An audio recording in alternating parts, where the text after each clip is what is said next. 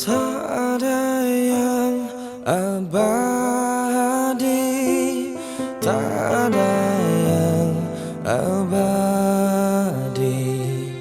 tak ada yang abadi, tak ada yang abadi.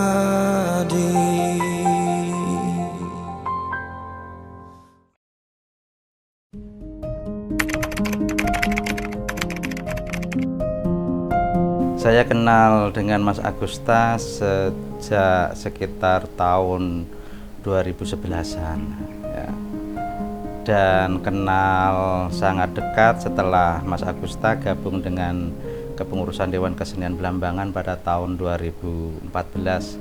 Tahun 2009 ketika saya masih kelas 3 SMA, saya sudah bergabung di JTV Banyuwangi. Kenal Pak Agus itu memang sudah lama sebetulnya. Awalnya dulu itu nggak tahu tahun berapa, lupa saya. Itu acara pertama itu acara di Genteng kayaknya waktu itu.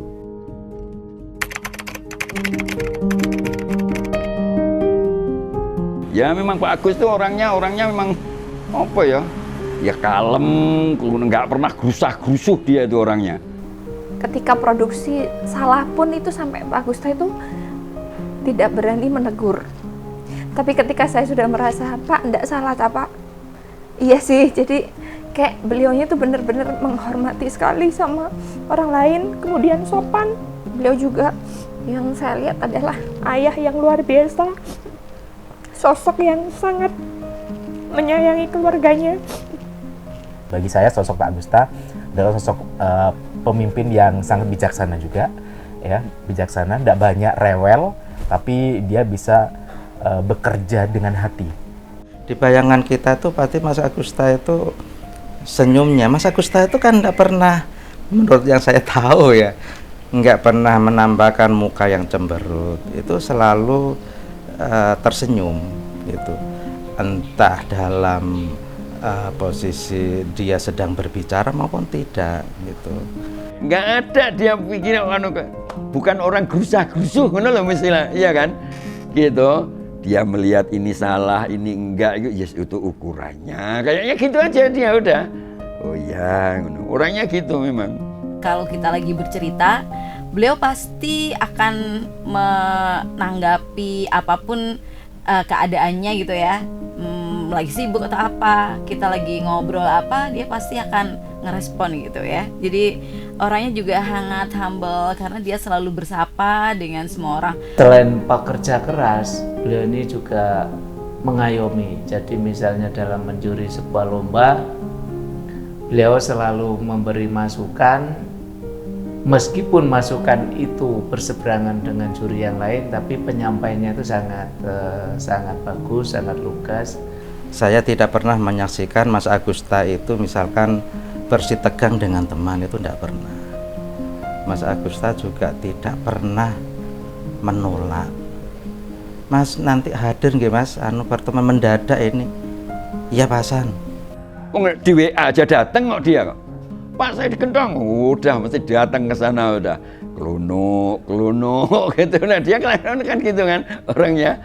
Jujur yang masih sering saya ingat dari Pak Agusta ini memang sosok yang kalem ya, yang pendiam ya. Dan kata-kata yang selalu diingat oleh saya dan teman-teman di kantor waktu itu adalah memastikan sebuah ungkapan seperti misalnya iya toh Kang, nah, kayak gitu. Itu sangat mengena sekali dan sangat teringat buat kita. Jadi makanya ketika kita ngobrol sama teman-teman di JTV, di kantor itu pasti ada celutukan kata-kata iya toh Kang, iya toh Mbok, kayak gitu ya.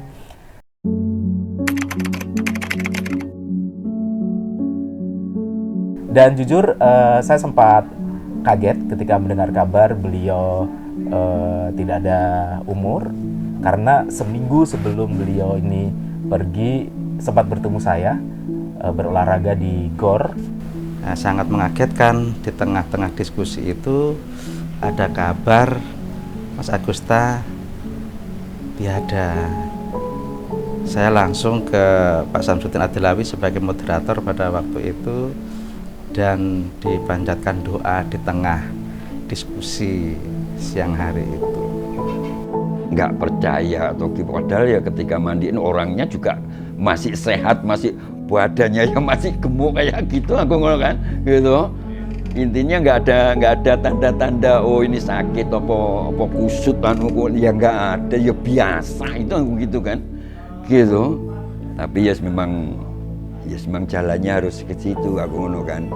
Sampai 3 hari terakhir sebelum Pak Agusta menghembuskan nafas terakhir, saya juga masih bersama beliau. Karena waktu itu hari Jumat ya, hari Sabtu beliau juga masih produksi, dan hari Minggu kemudian hari Selasa beliau menghembuskan nafas terakhir. Saya datang ke RSUD Belambangan dengan melihat istri beliau, Bu Agusta, yang sangat terpukul.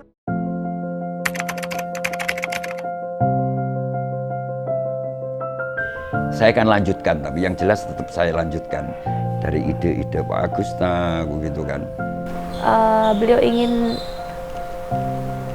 seluruh, tidak hanya perusahaan tapi seluruh karyawan JTV Banyuwangi sejahtera, dan insya Allah dengan semangat yang baru kita semua keluarga besar JTV Banyuwangi akan mewujudkan itu untuk membuat beliau bangga. Dan tentu kita yang tinggal ini meneruskan perjuangan beliau untuk bisa maju, terutama di media, terutama teman-teman di JTV, untuk kemudian juga mewujudkan cita-cita besar beliau untuk menjadikan JTV lebih jaya, lebih maju. Saya mengucapkan turut berduka cita atas kepergian dari Bapak Agusta. Untuk Mas Agusta, selamat jalan, semoga mendapat tempat yang terindah di sisi Allah Subhanahu wa Ta'ala. Pak Agusta ini benar-benar bisa mendapatkan tempat yang terbaik di sisi Allah Subhanahu wa Ta'ala, diterima segala amal baiknya dan dihapus dosa-dosanya. Saya yakin dan saya bersaksi beliau orang yang baik dan akan bertempat di tempat yang semestinya di sisi Tuhan Yang Maha Kuasa. Meskipun Pak Agusta sudah nggak ada, tapi Pak Agusta akan tetap berada di hati kita, terutama keluarga besar JTV Banyuwangi.